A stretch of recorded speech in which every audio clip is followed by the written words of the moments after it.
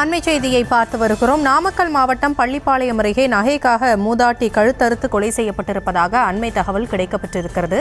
நாமக்கல் மாவட்டம் பள்ளிப்பாளையம் அருகே நகைக்காக மூதாட்டி கழுத்தறுத்து கொலை செய்யப்பட்டிருக்கிறார்.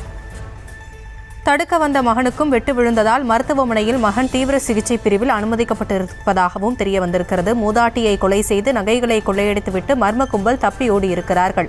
நகைக்காக மூதாட்டி கொடூரமாக கொலை செய்யப்பட்டிருக்கிறார். சம்பவ இடத்திற்கு நேரில் சென்று காவல்துறை உயரதிகாரிகள் விசாரணை மேற்கொண்டு வருகின்றனர். கொலையாளிகளை பிடிக்க தனிப்படைகள் அமைத்து காவல்துறையினர் தேடுதல் வேட்டையில் ஈடுபட்டிருப்பதாகவும் தகவல்கள் கிடைக்கப்பெறுகின்றன.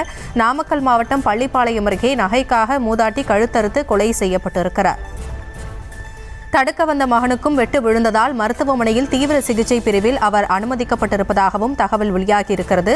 மூதாட்டியை கொலை செய்து நகைகளை கொள்ளையடித்துவிட்டு மர்ம கும்பல் தப்பி ஓடியிருக்கிறது. போலீசார் தொடர்ந்து விசாரணையில் ஈடுபட்டு வருகிறார்கள். விவரங்களோடு இணைகிறார் நம்முடைய செய்தியாளர் தங்கமணி.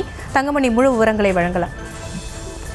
வணக்கம். நாமக்கல் மாவட்டம் பள்ளிப்பாளையம் அடுத்துள்ள வெப்படை காந்தி நகர் பகுதியில் வீட்டில் தனியாக இருந்த மூதாட்டியை கொலை செய்துவிட்டு வீட்டில் பீரோவில் இருந்த நகை மற்றும் பணத்தை கொள்ளையடித்துவிட்டு 2 பேர் தப்பியிருக்கின்றனர். தொடர்ந்து வீட்டில் இருந்த அவரது மகனையும் கழுத்தில் அறுத்துவிட்டு இரண்டு பேர் தற்போது தப்பி ஓடி இருக்கின்றனர். நாமக்கல் மாவட்டம் பள்ளிப்பாளையம் அடுத்துள்ள வெப்படை காந்தி நகர் பகுதியில் அடர்ந்த குடியிருப்பு பகுதிக்குள் இருக்கின்ற ஒரு வீட்டில் சம்பூரணம் வயது 75 என்கின்ற மூதாட்டி அவருடைய மகனுடன் வசித்து வருகின்றார். இந்த நிலையில சுமார் 12 மணி அளவில் வீட்டில் தனியாக இருந்த சம்பூரணத்தை குறிவைத்து அங்கு வந்த 2 நபர்கள் மர்ம நபர்கள் வந்து நேரடியாக வீட்டிற்குள் புகுந்து சமையலறையில் நின்று கொண்டிருந்த மூதாட்டினுடைய கழுத்தை அறுத்துவிட்டு பீரோவில் இருந்த சுமார் 5 பவுன் நகை மற்றும் பணத்தை கொள்ளையடித்ததாக கூறப்படுகிறது. இதையடுத்து அப்பொழுது திடீரென வீட்டிற்குள் வந்த அவரது மகன் சுப்பிரமணி அதை பார்த்த பொழுது கத்தியிருக்கின்றார்.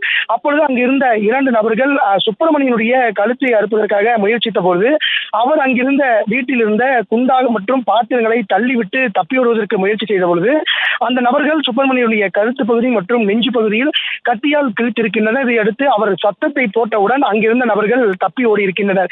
இதையடுத்து சுப்பிரமணியம் வெளியே வந்து கத்திய பொழுது அக்கம் பக்கத்தினர் உடனடியாக போலீசாருக்கு தகவல் கொடுத்திருக்கின்றனர். தகவலின் பேரில் சம்பவ இடத்திற்கு விரைந்து வந்த வெப்படை காவல் நிலைய ஆய்வாளர் சங்கீதா மற்றும் உதவி ஆய்வாளர் செந்தில்குமார் தலைமையிலான போலீசார் தற்போது அந்த படுகொலை செய்யப்பட்ட மூதாட்டியினுடைய உடலை கைப்பற்றி பிரேத பரிசோதனைக்காக அனுப்பி வைத்துள்ளனர். மேலும் இந்த கொலை சம்பவம் குறித்து நாமக்கல் மாவட்ட காவல் கண்காணிப்பாளர் யாதவ் கிருஷ் அசோக் என்பவர் தற்போது சம்பவத்திற்கு வந்து விசாரணை மேற்கொண்டு வருகின்றனர். சுமார் 20க்கும் மேற்பட்ட காவல்துறையினர் தற்போது இந்த இடத்தில் வந்து எப்படி கொலை நடைபெற்றிருக்கிறது, அதே சமயத்தில் எவ்வளவு பவுன் நகைகள் மற்றும் பணங்கள் எவ்வளவு கொள்ளையடிக்கப்பட்டிருக்கின்ற என ஒரு விசாரணை மேற்கொண்டு வருகின்றனர். தொடர்ந்து பட்ட பகலில் அடர்ந்த குடியிருப்பு பகுதிகளிலே இந்த கொலை சம்பவம் ஏற்பட்டிருக்கின்றதால் இப்பகுதியில் பெரும் பரபரப்பு ஏற்பட்டிருக்கிறது.